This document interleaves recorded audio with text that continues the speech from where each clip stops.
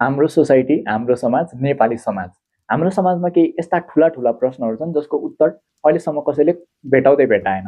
अब यो पनि होइन कि खोज्ने कोसिसै गरेन, धेरैजनाले कोसिस गरे। स्कुल विद्यालयहरूमा विद्यार्थीहरूको ग्रुप ग्रुप बनाएर लडाइँ गराइदिए, अब तिमीहरू डिबेट गर र उत्तर खोज, तर उत्तर कहिले भेटिएन। अनि आर्ट फर्म, म्युजिक, सङ्गीतमा पनि यो प्रश्नको धेरै उत्तर खोज्ने कोसिस भयो, तर हातमा लाग्यो सुन्न, कहिले उत्तर भेटिएन।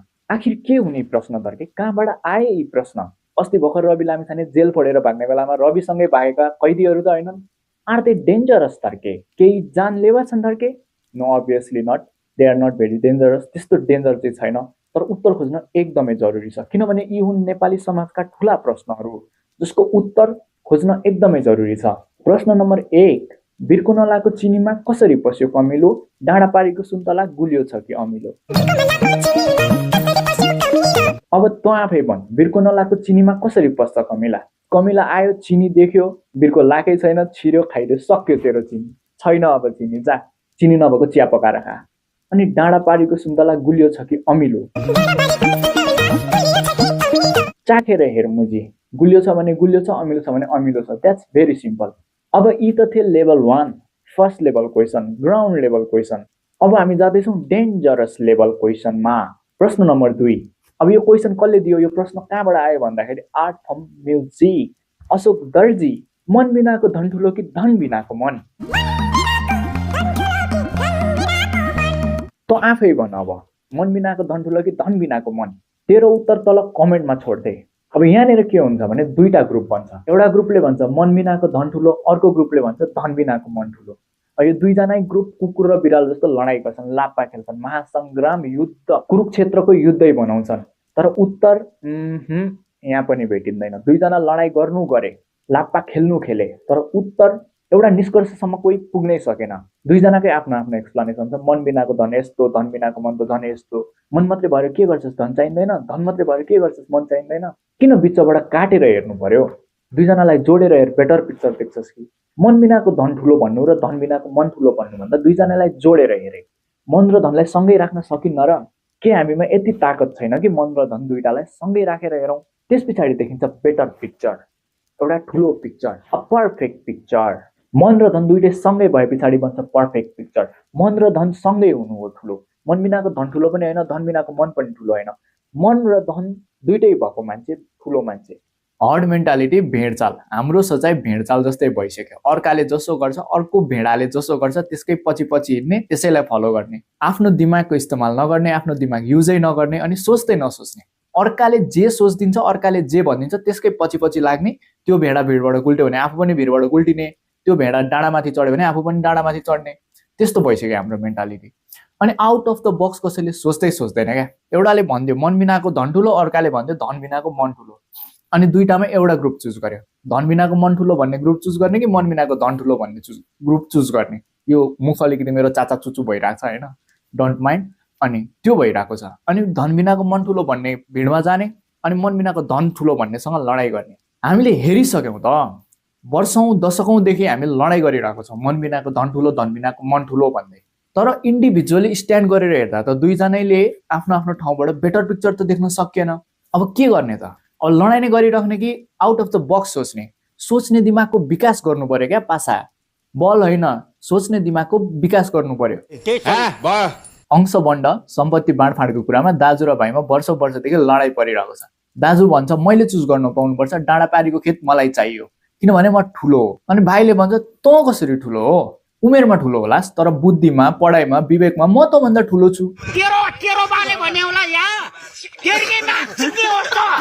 सो चुज गर्न मैले पाउनुपर्छ, किनभने म कान्छो पनि हो र डाँडापारीको खेत मलाई नै चाहियो। अब दुईजना कुकुर र बिरालो जस्तो दसैँमा टिका लाउने बेलामा त भेट हुन्छ, अनि त्यति बेला कुकुर र बिरालो जस्तो लडाइँ गर्छन्। जेठाको परिवार र कान्छाको परिवार दुईजना, बाउ त जुधे, आमा पनि जुद्दिने, स्वास्नी पनि जुद्दिने, छोरा छोरी पनि, कजन्सहरू पनि जुद्दिने।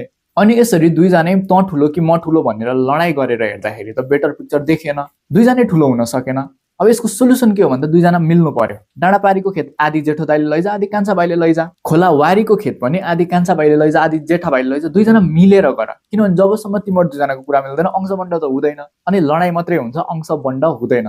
तिमीहरूले सम्पत्ति पाउँदैनौ, तिमीहरूको लडाई खेरै जान्छ। सोल्युसन इज मिल्नु, जानेर लडाई गरेर जुधेर लाप्पा खेलेर सोल्युसन निक्लिँदैन, त्यहाँनिर मिलेर सोल्युसन निकाल्नुपर्छ। हामी यसरी नै अब सोच्ने दिमागको विकास गर्दै नै जान्छौँ। तर अहिलेको लागि चाहिँ तेस्रो प्रश्नमा जाऊँ। यो चाहिँ फेरि अगाडिको दुईटा क्वेसनहरू भन्दा एकदमै डेन्जर क्वेसन। यसको उत्तर खोज्न म पनि धेरै लागि परे, 2-3 चोटि त म पनि लापा खेल्न उत्रे, तर उत्तर चाहिँ कहिले पनि भेटेन, अहिलेसम्म पनि भेटेको छैन। आज भोलि शुक्रबार स्कुलहरूमा लडाई गराइदिन्छन् विद्यार्थीहरूलाई, ल जा गएर लड, धन ठुलो कि विद्या ठुलो? धन ठुलो कि विद्या ठुलो? प्रश्न नम्बर 3, धन ठुलो कि विद्या ठुलो? अब यो क्वेसन कहाँबाट आयो भन्दाखेरि स्कुल विद्यालय कक्षा 5 देखि 10 सम्म पढ्ने बेलामा एउटा प्रोग्राम हुन्थ्यो स्कुलमा, एउटा कम्पिटिसन, जसलाई भनिन्थ्यो डिबेट कम्पिटिसन या भनौँ वाद विवाद प्रतियोगिता, जसको एउटा मेन टपिक, मेन मुद्दा के हुन्थ्यो भने धन ठुलो कि विद्या ठुलो? यो दुईटामा डिबेट गराउने अनि उत्तर खोज्ने कोसिस गर्ने, नाकाम कोसिस गर्ने। किनभने हरेक कम्पिटिसन पछाडि एउटाले जित्यो, त्यो हो धनभन्दा विद्या ठुलो। यदि धनभन्दा विद्या नै ठुलो भने वर्षौं वर्षसम्म यही कम्पिटिसन, यही प्रतियोगिता गराइराख्नु पर्नेको औचित्य, नेसेसिटी के छ? अनि धनभन्दा विद्या कसरी ठुलो भयो? एउटा ठुलो हुनलाई अर्को सानो हुनुपर्छ। अनि के धन सानो हो? यदि विद्याभन्दा धन ठुलो हो भने विद्या सानो हुनुपर्छ। के विद्या सानो हो कि धन सानो हो? विद्या ठुलो हो कि धन ठुलो हो भन्नलाई एउटा त सानो हुनु पर्यो। कम्पिटिसन भइरहेको छ भने एउटालाई माथि पुर्याउन अर्को त तल हुनुपर्छ। That what competition is. अनि यदि ठुलै बनाउनु छ भने यहाँ पनि अब इन्डिभिजुअली स्ट्यान्ड गरेर हेर्दाखेरि धनले मात्रै पनि पुग्दैन मान्छेलाई, विद्याले मात्रै पनि पुग्दैन। किनभने डे टु डे लाइफमा सस्टेन गर्नलाई, जीवन जिउनलाई मनी इज इम्पोर्टेन्ट। पैसा चाहिन्छ, धन चाहिन्छ, तर बुद्धि पनि चाहिन्छ, विद्या पनि चाहिन्छ। विद्या बिना धन मात्रै भएर पनि हुँदैन, धन बिना विद्या मात्रै भएर पनि हुँदैन। अब यहाँनिर क्लियर पिक्चर देखिरहेको छौँ त हामीले, दुईटालाई मिलाएर हेर्दाखेरि क्लियर पिक्चर देखिरहेको छौँ त। धन र विद्या दुइटै भएको चाहिँ ठुलो मान्छे, धन र विद्याको कम्बिनेसन, धन र विद्याको एडिसन चाहिँ ठुलो। इन्डिभिजुअल्ली एक्लै एक्लै छुट्टाएर राख्दाखेरि चाहिँ दुइटै सानो, दुइटै इन्कम्प्लिट, दुइटै अधुरो। म तिमी बिना अधुरो, तिमी म बिना अधुरो भने जस्तै हुने रहेछ। अब दुईजनालाई सँगै राखेर हेर्दाखेरि चाहिँ पुरो हुने रहेछ हैन, कम्बाइन गरेर हेर्दाखेरि चाहिँ पर्फेक्ट पिक्चर बन्ने रहेछ। अनि अब यो धन बिना के अरे, धन ठुलो कि विद्या ठुलो, विद्या ठुलो कि धन ठुलो, मन बिनाको धन ठुलो कि धन बिनाको मन ठुलो भनेको चाहिँ सोसाइटीमा दुईटा जेन्डर, मेनली भनौँ दुईटा जेन्डर, मेल र फिमेलले एउटा सोसाइटीलाई रन गर्छ। अनि यसलाई पनि तोडेर हेर्थे, आइमाई मान्छे ठुलो कि लोग्ने मान्छे ठुलो भनेर लडाइँ पार्थे। एकजनाले भन्दै पछाडि कम्पिटिसन सुरु भइहाल्छ, आइमाई मान्छे ठुलो कि लोग्ने मान्छे ठुलो, त भन्। अब यदि त लोग्ने मान्छे होस् भने त भन्छेस् लोग्ने मान्छे ठुलो, लोग्ने मान्छे ठुलो। गएर तेरो आमाको अगाडि भन्, चप्पलको झट्टी खान्छस् मुखमा।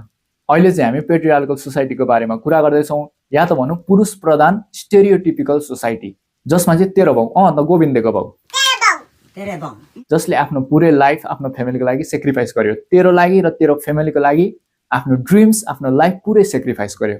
आफ्नो फ्यामिलीलाई प्रोभाइड गर्नको लागि, आफ्नो छोराछोरी, आफ्नो स्वास्नीको निड्सहरू फुलफिल गर्नको लागि दिन रात नभनी मेहनत गरेर सबै आफ्नो ड्रिम्स, आफ्नो पर्सनल लाइफ सबै सेक्रिफाइस गर्यो। The super hero, the Superman of the family तेरो बाउ। सो लोग्ने मान्छे ठुलो। अब आइमै मान्छेको काउन्टर आर्गुमेन्ट के हुन्छ भने सोसाइटीलाई चाहिने म्यान तेरो बाउ, तेरो बाउलाई कसले रेज गर्छ भन्दाखेरि वुमेन, आइमै मान्छे। एउटा स्ट्रङ आइमै मान्छेले एउटा स्ट्रङ मेनलाई रेज गर्छ, एउटा स्ट्रङ मेनलाई हुर्काउँछ। आफ्नो लाइफ, आफ्नो ड्रिम्सहरूलाई साइडमा राखेर आफ्नो बच्चा बच्ची, आफ्नो फ्यामिलीको लागि आइमाई मान्छेले पनि त्यति नै सेक्रिफाइस गरेको हुन्छ। अब लोग्ने मान्छे मात्रैले पनि फ्यामिली चलाउन सक्दैन, आइमाई मान्छे मात्रैले पनि फ्यामिली चलाउन सक्दैन। किनभने लोग्ने मान्छे बिना आइमाई मान्छेको अस्तित्व छैन, आइमाई मान्छे बिना लोग्ने मान्छेको अस्तित्व छैन। Their existence is correlated with each other.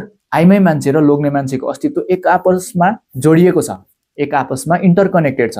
So यसलाई बिचबाट काटेर कुन चाहिँ ठुलो, कुन चाहिँ सानो, फलाना ठुलो, ढिस्काना ठुलो, आइमाई ठुलो, लोग्ने ठुलो, यो भन्नु इज ननसेन्स।